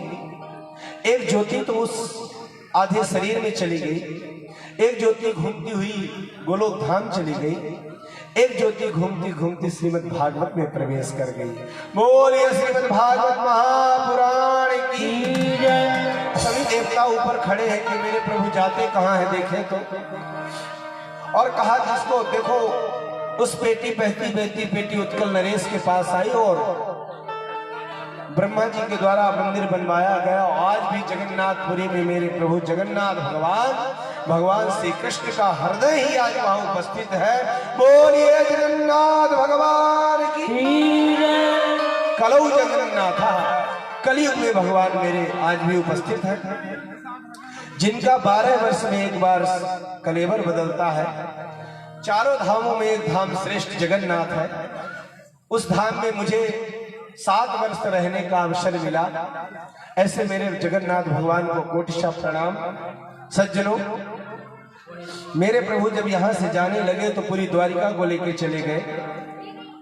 और द्वारिका को लेकर के चले गए, समुद्र में द्वारिका डूब गई। और सज्जनों,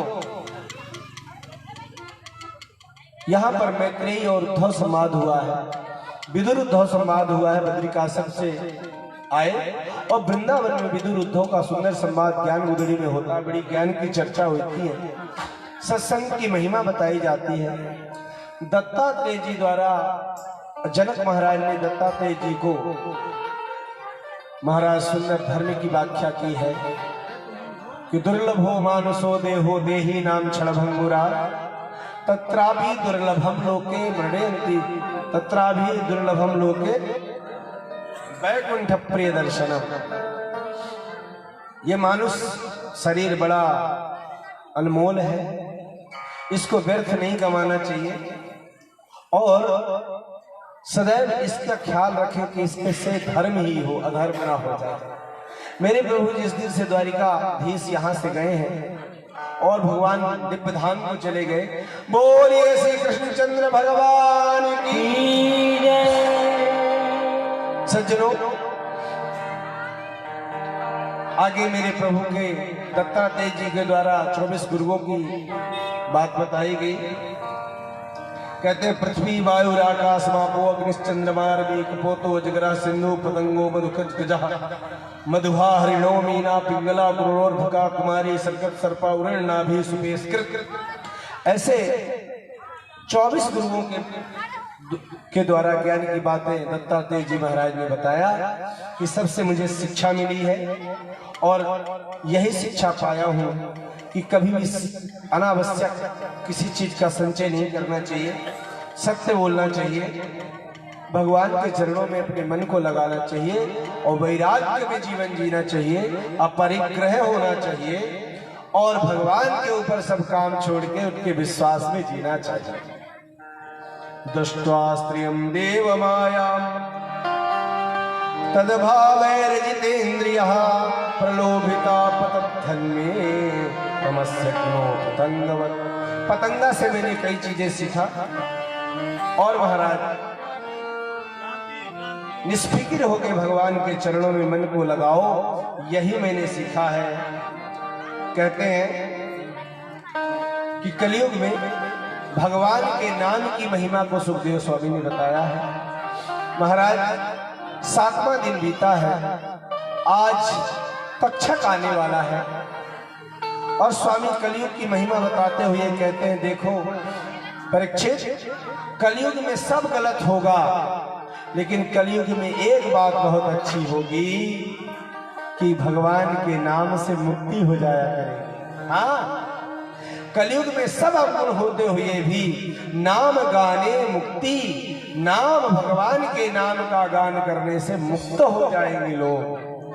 कलयुग केवल, कलयुग केवल नाम आधारा, नाम आधारा, सुमीर सुमीर नर उतर नहीं पारा, सुमेर सुमेर उतर नहीं पारा, राम ही सुमीरिए गाइए राम ही, राम ही सुमेरिए गाइए राम ही, संतत सुनाई राम गुण गाए, सतत सुनाए राम गुण गाए,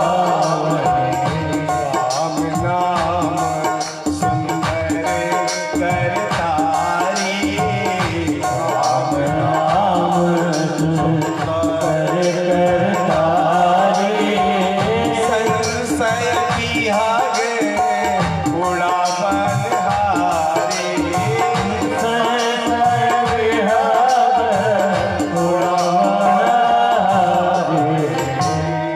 कलयुग की महिमा का बहुत विशेषता से वर्णन किया है सज्जनों। और राजा परीक्षित को सुखदेव स्वामी कहते हैं, राजन यो वेत्ति भौतिकम रूपम कृष्णस्य परमात्मनः सचैल स्नानमाचरे सर्वस्मात् द्विजः कर्मः सशूद्रवत् बहिष्कार्यः। बहुत सारी भगवान के चरणों में लगाने की बात कही तो कहते हैं, राजन मैंने 7 दिन तुमको कथा सुनाई, संसार में सार क्या पाए हो?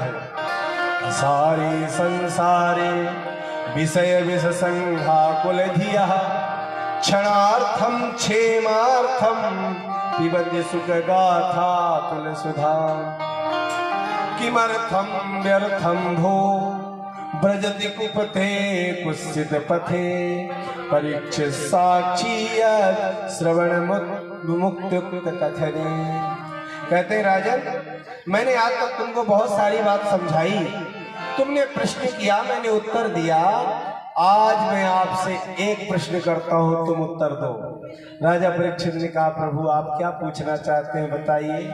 सो महाराज सुखदेव स्वामी कहते हैं, राजन मैंने तुमको 7 दिन कथा सुनाई, बहुत अच्छी गति से तुमने भक्ति से कथा सुनी है, लेकिन ये बताओ 7वां दिन आज है, आज परीक्षित आने वाले हैं, आज तक्षक आने वाला है और आज तुम्हें डसेगा, आज तुम्हारी मृत्यु होगी, क्या तुम मरोगे?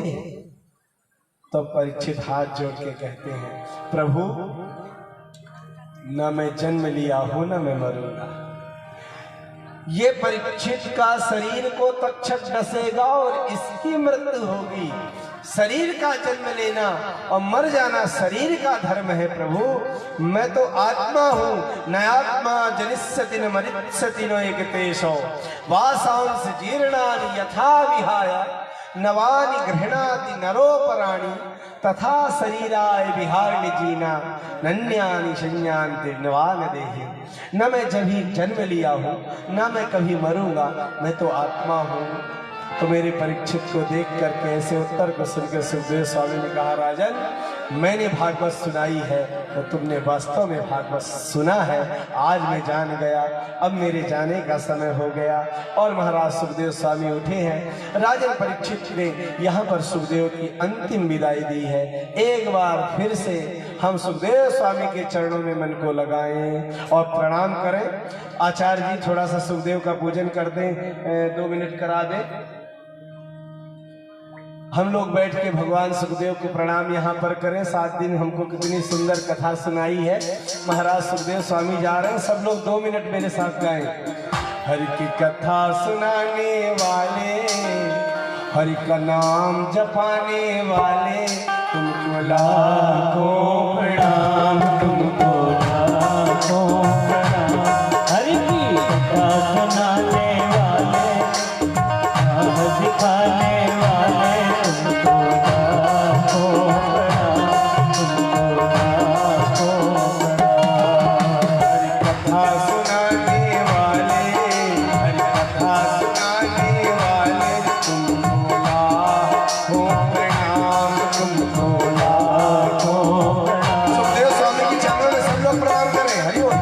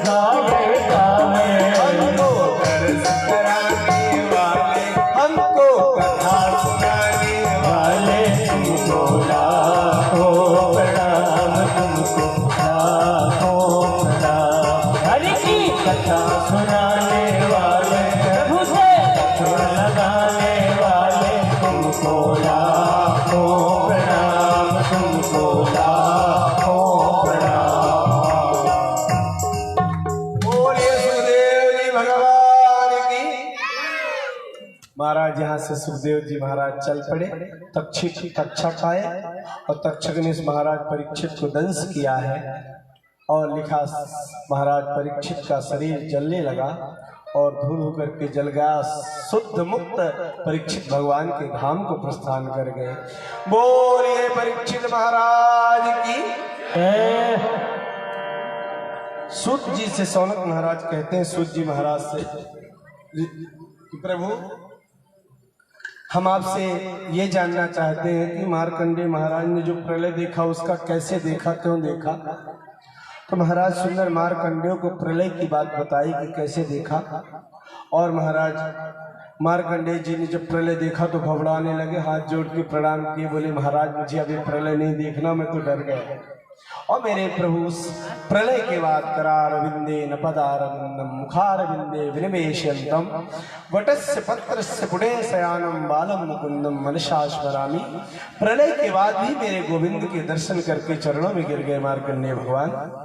लिखा है सज्जनों, यहाँ पर हम एक बार अब देखो, 2 मिनट जो जहां है वहीं पर 2 मिनट के लिए बैठ जाओ। हम शुरू से अंत तक की थोड़ा सा भागवत का स्मरण करेंगे। 2 मिनट के लिए सब लोग जो काम कर रहे हैं 2 मिनट के लिए स्तब्ध हो जाए।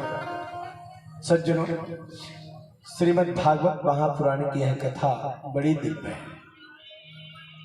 ये भागवत में भगवान नारायण के द्वारा प्रदत्त नारद जी से महाराज वेद व्यास और सुखदेव के स्वामी परीक्षित को सुनाई गई। इसमें 2 भाग हैं, एक पूर्वार्ध और उत्तरार्ध। पूर्वार्ध में 90 अध्याय हैं और फिर उसके बाद और अध्याय हैं, दोनों मिलाकर 137 अध्याय हैं। 337 अध्याय, हाँ 335 अध्याय। और महाराज इसमें 12 स्कंद है, 12 स्कंद हैं। और सज्जनों, ये 10 लक्षणों से परिपूर्ण है श्रीमद् भागवत। अत्र सर्गो विसर्गश्च स्थान पोषण मूतयः मनमंतर ईशानुकथा निरोधो मुक्ति आश्रय। ये 10 लक्षण से परिपूर्ण श्रीमद् भागवत है, सर्ग विसर्ग से परिलक्षित है। सज्जनों, हमने शुरू दिन जिस दिन बैठकी हुई थी उस दिन भगवान के नाम का गुणगान किया था, उनके रूप का परिचय किया। और दूसरे दिन महाराज प्रभु हमने भागवत के महात्म और प्रथम स्कंद की कथा सुनी, जिसमें हमने प्रथम स्कंद में सुखदेव जी का आगमन, परीक्षित का जन्म और महाराज कुंती इत्यादि के प्रसंग को हमने सुना था। भीष्म स्तुति, परीक्षित की सभा में सुखदेव जी के आना और कथा सुनाना, इतना हमने दूसरे दिन सुना। हमने तीसरे दिन प्रभु दूसरे दिन द्वितीय स्कंद में सद्यो मुक्ति क्रम मुक्ति का वर्णन और चतुश्लोकी भागवत का हमने श्रवण किया था। हमने तीसरे दिन में महाराज तीसरे स्कंद की कथा में विदुर मैत्रेय संवाद, कपिल देवहूति संवाद और हिरण्याक्ष वध आदि का निरूपण सुखदेव स्वामी के द्वारा सुना। चतुर्थ स्कंद में माता सती का चरित्र, ध्रुव चरित्र, अग्निद्र चरित्र और उनके वंश का वर्णन हमने सुना। पंचम स्कंद में हमने सज्जनों प्रियव्रत और ध्रुव इत्यादि की कथा सुनी और महाराज रहुगण और इत्यादि की कथाएं हमने भूगोल खगोल 28 नरकों के बारे में भी संक्षेप में जाना। और छठे स्कंद में हमने सर्वप्रथम अजामिल की कथा सुनी और महाराज मर्दगणों की भी संक्षेप में कथा सुनी। सातवें स्कंद में हमने प्रहलाद चरित्र, नरसिंह देव की इत्यादि की कथा सुनी। आठवें स्कंद में हमने गजेंद्र उपाख्यान और महाराज वामन चरित्र इत्यादि का वर्णन सुना। 9वें स्कंद में सूर्यवंश का निरूपण और राम कथा चंद्रवंश का संक्षेप में निरूपण। 10वें स्कंद में हमने भगवान के जन्म की कथा से लेकर के बाल लीला, वन लीला, वृंदावन की लीला, गोकुल की लीला, वर्षाना की सब कथाओं को बड़े मार्मिक ढंग से और अच्छे ढंग से हम लोगों ने सुना। और महाराज प्रभु की समस्त लीलाओं को द्वारिका लीला तक हमने 10वें स्कंद में सुना। 11वें स्कंद में हमने भगवान का सुधाम गमन और महाराज दत्तात्रेय जी की कथा, कृष्णोद्धव संवाद, यदुवंशियों के साप का वर्णन, भगवान का सुधाम गमन, उद्धव का बद्रीनाथ का समझाना, उनका उपदेश इत्यादि की बात भी सुनी। 12वें स्कंद में हमने कलयुग के अवगुणों को जानकर सद्गुण में भगवान के नाम की महिमा जानी। और सज्जनों, उसके बाद सुखदेव स्वामी को प्रस्थान परीक्षित की सुंदर गति जानी और महाराज मार्कंडेय के द्वारा प्रलय देखने की कथा भी हमने सुनी। और महाराज भागवत में अंत में हमने फिर से शुरू से अंत तक की एक बार संक्षेप विषय अनुक्रमणिका भी जारी। सज्जनों, निमग्नानां यथा गंगा देवानां अच्युतो यथा वैष्णवानां यथा शंभो पुराणानां इदं यथा। लिखा है, बहने वालों में जैसे गंगा श्रेष्ठ है, देवताओं में जैसे अच्युत भगवान श्री कृष्ण श्रेष्ठ हैं, वैष्णवों में शंकर श्रेष्ठ हैं, वैसे पुराणों में श्रीमद् भागवत श्रेष्ठ है। क्षेत्राणां चैव सर्वेषां यथा काशी ह्यनुत्तमा तथा पुराणभृतानां श्रीमद्भागवतं विजा। कहते जैसे क्षेत्रों में काशी श्रेष्ठ है, वैसे पुराणों में श्रीमद् भागवत श्रेष्ठ है। और भागवत के अंत में भगवान के नाम की महिमा को बताया, भगवान के संकीर्तन की महिमा को बताया है। यहाँ पर मैं इस श्लोक का यहाँ से वाचन करूँगा और उसके बाद आपको मेरे साथ इस श्लोक का वाचन करना है। सब लोग भागवत के अंतिम श्लोक का मेरे साथ वाचन करेंगे। सब लोग हाथ ऊपर कर लें।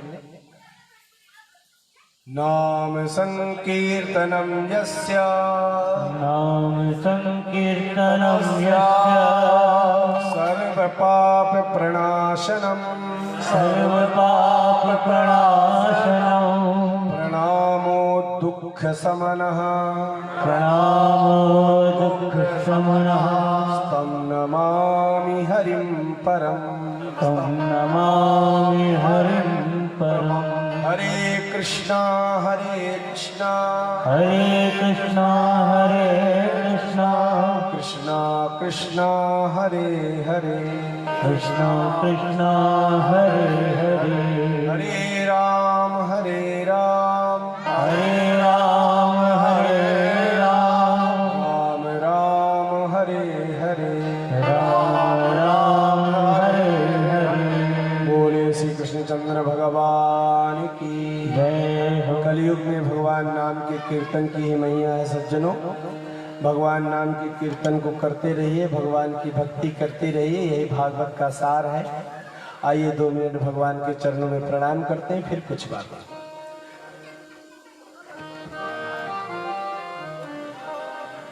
अनमोल तेरा जीवन तू क्यों गंवा रहा है। गाइए सब। अनमोल तेरा जीवन तू क्यों गंवा रहा है। अनमोल तेरा जीवन तू क्यों गंवा रहा है। अनमोल तेरा जीवन तू क्यों गंवा रहा है। किस ओर तेरी मंजिल किस ओर तेरी मंजिल किस ओर जा रहा है। अनमोल तेरा जीवन तू क्यों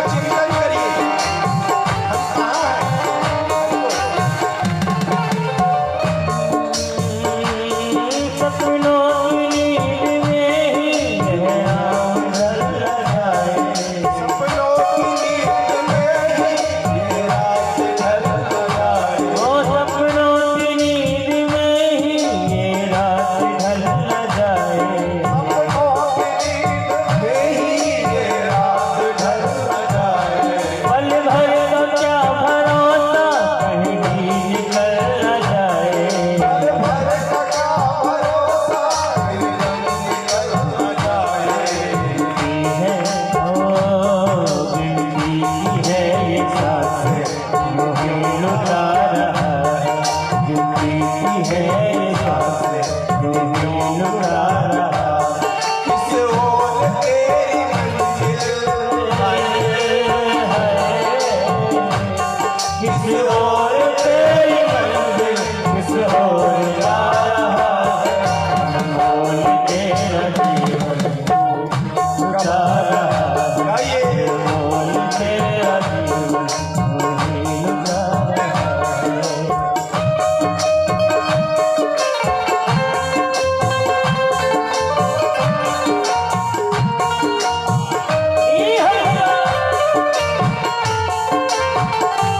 दोनों हाथ में ताली की सेवा करते हुए जय हो।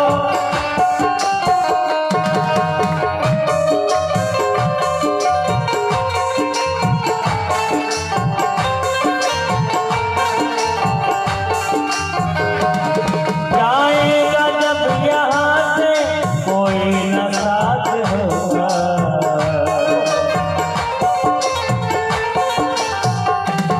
जाएगा जब यहाँ से कोई न साथ देगा। इस हाथ जो दिया है उस हाथ जाके लेगा। कर्मों की ये है खेती कर्मों की है ये खेती फल आज पा रहा है। कर्मों की है ये खेती फल आज पा रहा है। किस ओर तेरी मंजिल हाय हाय किस ओर तेरी मंजिल किस ओर जा रहा है। बोल तेरा जीवन गवा रहा है। हरि बोल।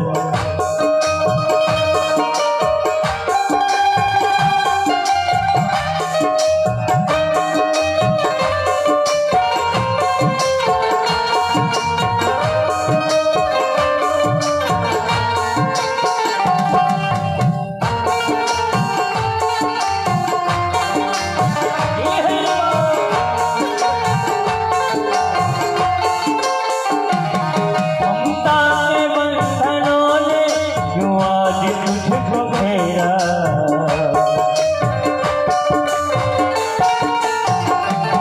ममता के बंधनों ने क्यों आज तुझको घेरा।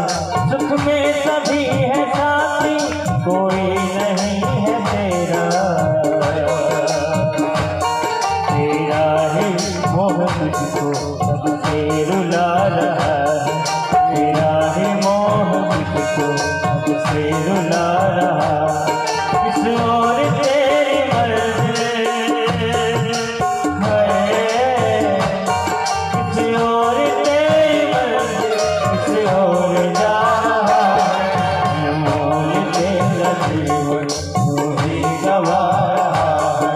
अनमोल तेरा जीवन जब तक है भेद मन में भगवान से जुदा है।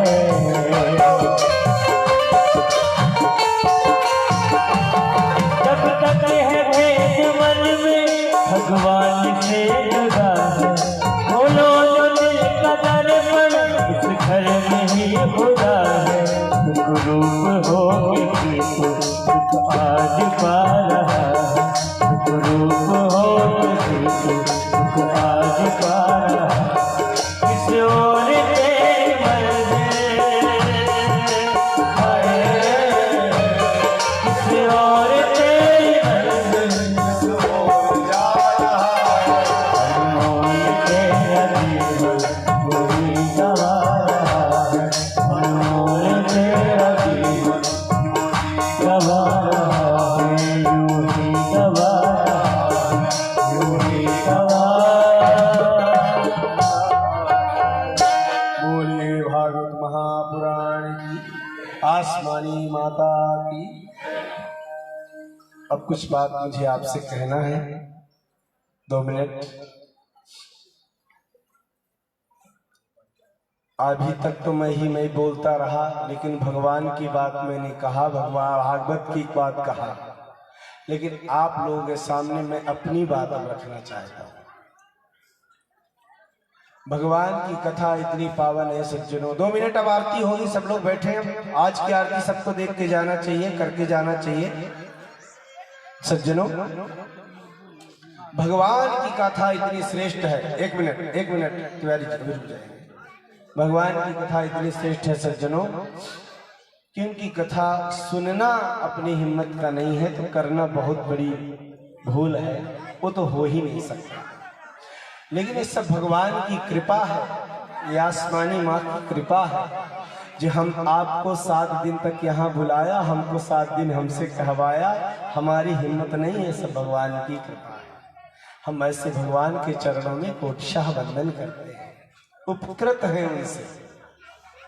सज्जनों, हमारे मन में कुछ दिन पहले एक भाव आया, क्यों ना गुलवारा गांव में भगवान की कथा हो। और ये सच बताता हूँ, मुझे किसी गांव वाले ने, भागवत के मंच में बैठ के हम झूठ बिल्कुल नहीं बोलेंगे, उतरने पे तो 100 झूठ बोल देंगे, लेकिन यहाँ से सच बोल रहे हैं।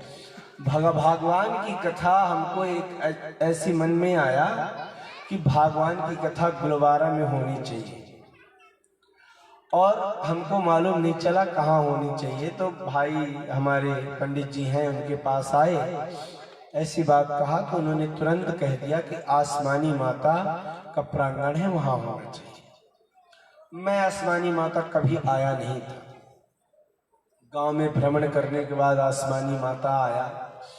यहाँ पर थोड़ा सा अव्यवस्था, मतलब देखा, मन में आया कि स्थान तो कम है, तो ऐसे मन में था कि यहीं होगी, कहाँ होगी। फिर कुछ लोगों के द्वारा मरही माता दिखाई गई, वहां का प्रांगण मुझे अच्छा लगा, लेकिन आसमानी माता ने कहा वहां कैसे, फिर भगवान चाहेंगे जहां होगी।